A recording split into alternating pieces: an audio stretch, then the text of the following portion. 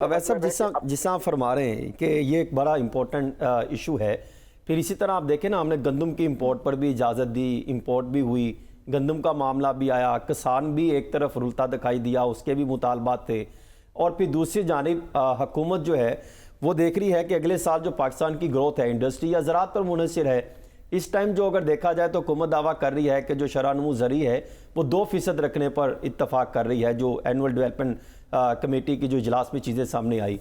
तो इस साल तो कदरें उससे काफ़ी बेहतर दिखाई दे रही है।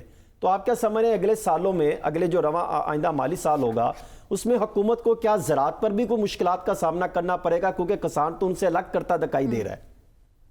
देखें, एक पहली बात यह है कि एक चीज हमें जरूर समझनी, हम सारी दुनिया को कहते हैं कि हम एक ज़राई मुल्क हैं और हम एग्रीकल्चर प्रोड्यूस है, ये है वो है, और हमारे लिए शर्म की बात है कि हम तो गंदम भी इंपोर्ट करते हैं।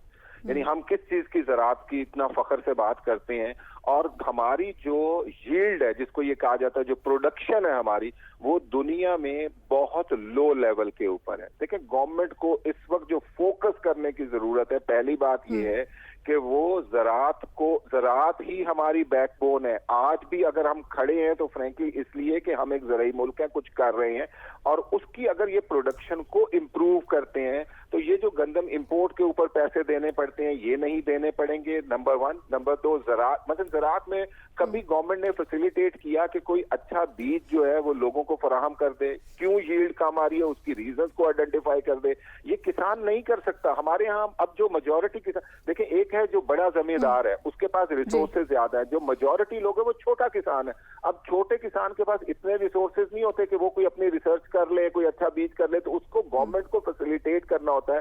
तो हमें गवर्नमेंट को अपनी प्रोडक्शन बढ़ानी है, नंबर 1। अभी मुझे जाहिर है कुछ चैलेंजेस ऐसे, क्योंकि अभी ये देखें, ये ज़राअत की ना हमारे मुल्क में तो हम ना कुदरत पे बहुत तवक्कल करके बैठे होते हैं कि ज़राअत में खुद बारिशें आ गई, नुकसान हो गया, पता नहीं क्या आएगी प्रोडक्शन और किस तरह होगा। अभी ये जो गंदम भी जैसे इंपोर्ट की गई, पहले इंटरिम गवर्नमेंट के अंदर ये इंपोर्ट हुई, फ्रैंकली जिसकी वजह से आज अगर आप देखें तो आपका किसान मुश्किल का शिकार हुआ है, वो अपनी गंदम बेच नहीं सक रहा, वो सारा लेके बैठा है। अब ये किसान अगले साल अगर गंदम नहीं लगाएगा तो उसके बाद आपका मुल्क क्या करेगा? क्योंकि जब एक चीज एक साल बिल्कुल।